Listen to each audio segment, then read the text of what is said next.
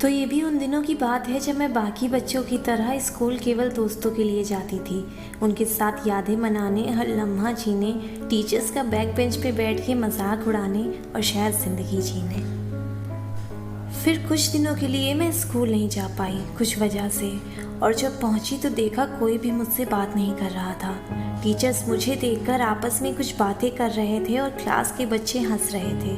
धीरे धीरे मैंने अपने दोस्तों से बात करने की कोशिश की तो वो भी ये बोल के चले गए कि हम तुम जैसी लड़की से बात नहीं कर सकते। मुझ जैसी? ये बात उस वक्त मानो मेरे दिल पे कोई घाव बना गई हो। मुझे कुछ समझ नहीं आ रहा था कि आखिर कुछ दिनों में ऐसा क्या हो गया जो सब मुझसे ऐसे बर्ताव कर रहे हैं। थोड़ी देर बाद क्लास में मेरी क्लास टीचर आई और बच्चों के सामने मुझ पे चिल्लाने लगी। मैंने किसी तरह उन अनजाने बच्चों की भीड़ में खुद को संभाला और पूछा कि मैम आखिर हुआ क्या है। उनसे बात करने के बाद मुझे पता चला कि मेरे ही दोस्तों के ग्रुप में 2 लोगों ने आपस में लव लेटर एक्सचेंज किए थे और पकड़े जाने पर सारा इल्ज़ाम लड़की ने मेरे ऊपर डाल दिया था कि मैंने ज़बरदस्ती उसको ये लेटर दिया और बोला कि वो इसे अपने पास रखे, जबकि मुझे इस बारे में कुछ पता भी नहीं था। पर क्योंकि उस वक्त सब कुछ मेरे ऊपर डाल दिया गया था और मेरे दोस्त, टीचर सब मेरे खिलाफ थे, सब उस लड़के और लड़की की जगह मुझे बुरा समझ रहे थे, मैं भी कहाँ तक सफाई दे पाती। ना कोई सबूत था मेरे पास और ना कोई मेरी तरफ से बोलने वाला। जिन दोस्तों को कल तक मैं अपना सब कुछ मान रही थी, उन्होंने ही खुद को बचाने के लिए मुझे सबकी नज़रों में गिरा दिया था। पर इन सब के बाद भी मुझे केवल यही बात चुभ रही थी कि अब मेरे दोस्त मेरे पास नहीं है। वो बात कि हम तुम जैसी लड़की से बात नहीं करना चाहते अभी भी मेरे कानों में घूम रही थी। मुझे समझ नहीं आ रहा था कि आखिर मुझे सज़ा किस बात की दी जा रही थी। मैंने तो कुछ किया भी नहीं था सिवाय एक गलती के कि मैं खामोश रही, क्योंकि वो लड़का और लड़की दोनों ही मेरे दोस्त थे और मैं उन्हें अपना मानती थी।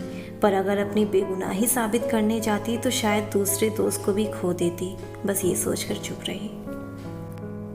पूरे स्कूल में ये बात फैल गई थी, सब मुझे देखकर पीठ पीछे बातें कर रहे थे। टीचर्स को लगने लगा था कि मैं यही सब करने स्कूल आती थी। मैं अकेली पड़ गई थी, कोई नहीं था मेरे पास और खिलाफ सब थे। कुछ बोलते थे मुझसे पर केवल इसलिए क्योंकि मतलब था, और जो कुछ बच्चे बोलना भी चाहते थे उन्हें टीचर अलग बुला के मना कर देता था। हम सब इस चीज़ से कभी ना कभी गुजरे होंगे और मानते भी होंगे कि जब बिना गलती के सज़ा दी जाती है तो कितनी तकलीफ़ होती है। 2 साल मुझसे कोई सही से बात नहीं करता था।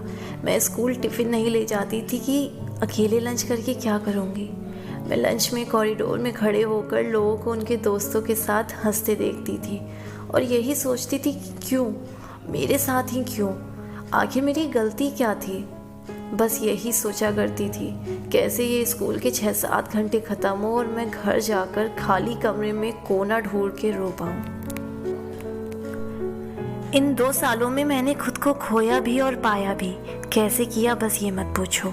मैंने ज़िंदगी का, लोगों का एक नया रूप देखा जिससे मैं डरने लगी और शायद तब से ही धीरे धीरे बढ़ते वक्त के साथ खुद में रहने लगी। इन सब के बाद मैंने सीखा कि शायद वो दोस्ती है ही नहीं जहाँ मतलब हो, और शायद वो सब मतलब से ही थे मेरे साथ। मुझे पता है मेरी दोस्ती सच्ची थी, पर अगर इस बात का यकीन कराना पड़े इससे बेहतर तो खामोशी रहो। मैंने संभाला खुद को और आईने में देख के खुद से बस इतना कहा कि तुम्हें पता है तुम गलत नहीं थी, तो लोगों को बोलने दो जो वो बोल रहे हैं। सच बताऊं, बहुत हिम्मत लगी, पर फिर से मैंने मुस्कुराना सीखा, खुद से दोस्ती की, क्योंकि अब और लाचार नहीं देख पा रही थी खुद को खुद की नज़रों में उठाया, बस लोगों से उम्मीद छोड़ दी और धीरे धीरे वक्त और मैं आगे बढ़े।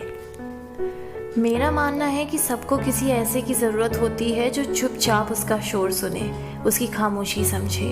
पर क्योंकि मेरा लोगों पर से इतना विश्वास उठ चुका था कि मैं किसी से बात करने भी नहीं जाना चाहती थी, इसलिए मैंने एक डायरी बनाई जिसमें मैं सब कुछ लिखती थी और फिर उसको छुपा के रख देती थी।